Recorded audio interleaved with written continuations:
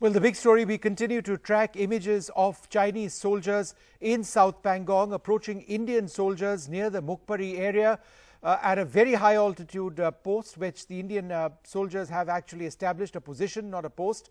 But what is significant in these pictures is the presence of spears. The Chinese soldiers carrying spears with them as they went up the hillside.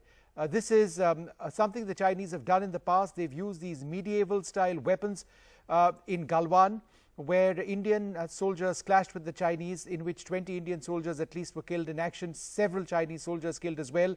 They've used weapons like this on Pangong Lake as well, but on those occasions they'd mostly used maces with spikes attached to them. In this particular case, almost all of these soldiers, upwards of 20 soldiers that you can actually see, and let's have the close-ups that I tried to share.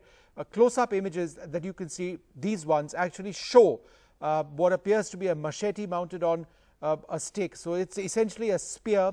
All of these soldiers had this, and they also carried guns. You can see a gun over there on the back of a soldier and an automatic rifle. And the allegation is, or what India says, is that these Chinese soldiers also fire in the air. Now, we have been able to get a little bit more detail in the last little while, where as these soldiers approach that Indian position on Mukpari, we insist that we are on our side of the line of control, or very much on the line of actual control.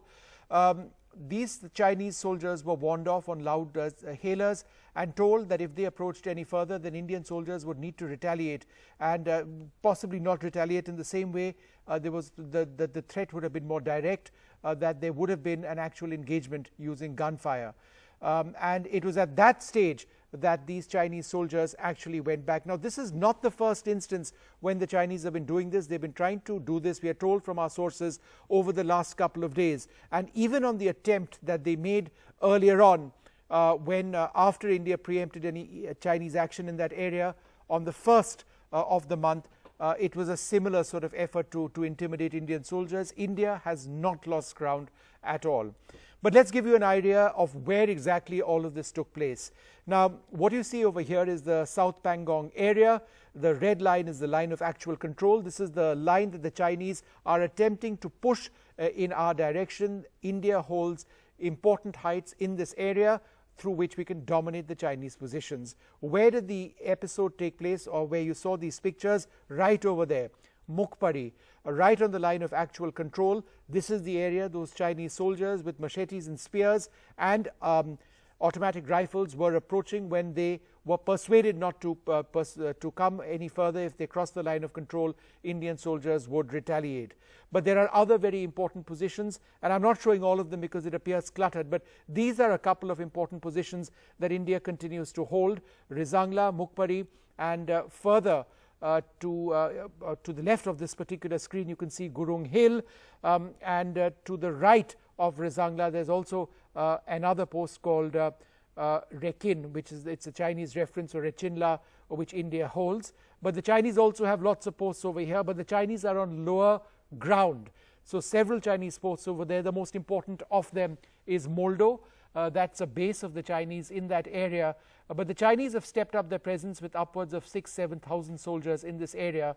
And by dominating Gurung Hill, which you see on the left-hand side of your screen, India actually is able to dominate the Spangor Gap. That's an area where there's relatively flat land, where infantry combat vehicles and tanks can operate as well. Remember, whoever has the high ground can actually target those who are on lower ground. That's how mountain warfare actually happens.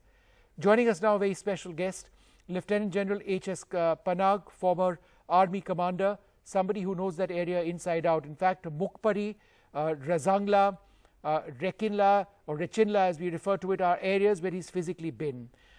General, Mukpari and the terrain over there right on the line of actual control. Can you tell us what the terrain right on those ridges is?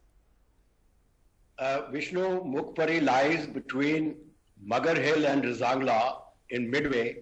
Its altitude, it is the highest feature south of the Spangor Gap. Its height is 5,400 meters, which corresponds to about 17,000 some plus feet. Now, the very peculiar thing about Mukpari is that while the line of control passes through the highest point, there is a saddle towards the east, that is towards the Spangurso side, and then there's a feature which is just 100 meters lower. So on top there is a kind of a plateau area. So what has happened is that the Chinese have probably come and occupied the plateau which is on their side, the feature which is on their side, which is just 100 meters lower. It's a kind of a saddle between Mukpari and that feature. And from there they are approaching Mukpari. Mukpari becomes central because from here you can go down towards to the south towards Zangla and to the north towards Magar Hill. Now Magar Hill also has a similar kind of a feature ahead of it towards the east. So there also the Chinese can come up. There is no such feature opposite Zangla and none opposite Rechenla, and similarly none opposite Gurung Hill and none opposite the Blacktop. So that is why they have chosen Mukpari. General Panag, it's just fantastic to have you on board. Not only do we have pictures of the Chinese soldiers on Mukpari, we've actually speaking to a former army commander, one of the most distinguished soldiers who's actually written about operations over here, who's physically been to these areas. So it's great to actually have you on this program. Sir, the pictures that we are now telecasting are pictures of the Chinese soldiers with spears. Every Chinese soldier over here, I counted about 15 or so, they had spears and many of them had automatic rifles as well. What would the purpose of carrying these spears be? Is it one level short of a full-scale escalation? Is that the logic over here? I think here they are trying to provoke an incident since they know that we have declared that we are on our side of the LAC, which we are. And they are trying to provoke an incident like what happened on the 15th of June in the Galwan Valley, which precipitates the situation, then will force a kind of a separation. But let's not be fooled by this. This could be also part of the PLA's deception. The very fact that we are now sitting on the Kailash range, including the most dominant feature, which is to the north of the Spangur Gap, that is the Blacktop, which is the key to the whole thing. Because whosoever holds Blacktop controls the entire terrain. Now the Chinese cannot go to the south bank of Pangong because their road passes just below Blacktop. They cannot come towards Gurung Hill from Blacktop side because Blacktop is dominant there. And similarly, this side to the south of Spangur Gap, we are dominating the entire Spangur So. Entire Spangur So. In fact, if you notice the international border, which is the original international border, runs somewhere through middle of Spangur Lake. And it is just about Spangur Lake. It is just about 10-12 kilometers, from Rechenla to Zangla.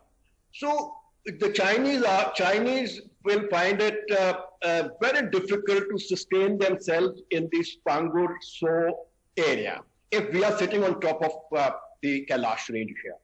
And they will try to counterattack us in the near future before our defenses become fully ready. Because just remember that we have just been up for 8 days, defenses are still under preparation, and it will take us some time to make them very formidable, and they will try and hit us before that. So this action that they are taking to provoke us and get us involved in the same fist and club fights is, in my view, a kind of deception.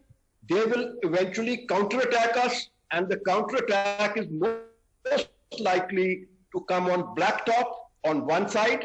On the southern side, it will come at Rechenla, Zangla, and possibly in the center at Mukpari. Because Mukpari allows them a higher ground to come up to, as also Magar Hill. But in case of Rechenla, Zangla, and in case of Blacktop, they'll have to climb from the bottom. General Panag, when a Chinese attack does come, assuming that de-escalation doesn't take place, do you believe it will come with these spears and these machetes, or do you believe it's going to be kinetic? In other words, there'll be the actual firing of bullets and from guns, shoot to kill? You see, they are trying to provoke us to trigger an incident. And we should safeguard ourselves and not allow ourselves to get into a fist and club fight. If we are forced, if Chinese force us, then we must use proper firearms like a military operation, which may trigger escalation. Even if we do not trigger it, or they are not able to provoke us to trigger it, I'm very certain that in the next few days, the Chinese will counterattack physically as a proper military operation. And it will come at Kalapahar, Rizangla, Rechilla, and possibly at Mukpari. General, are we also perhaps, I'm not suggesting we are discounting, but should we also consider the possibility of a Chinese counterattack elsewhere? You see, when China does a large-scale operation elsewhere, it is in a position to do so in Depsang Plains. Not so much in Galwan, because in Galwan we would have secured the heights. It's in a position to do it at Gogra and Hot Springs, because that will lead to a larger escalation.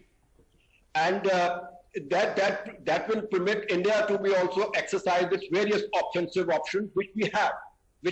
And let me assure you that the PLA should have no doubt about that. So to keep the operation localized, and since they claim Blacktop to be on their side of the line of actual control, they can get away with the idea that they are only focusing on the area which we have secured across the LAC. So Blacktop becomes one, and give and take here and there at Rizangla, Rechilla, and Mukpari, they can close up to where we are.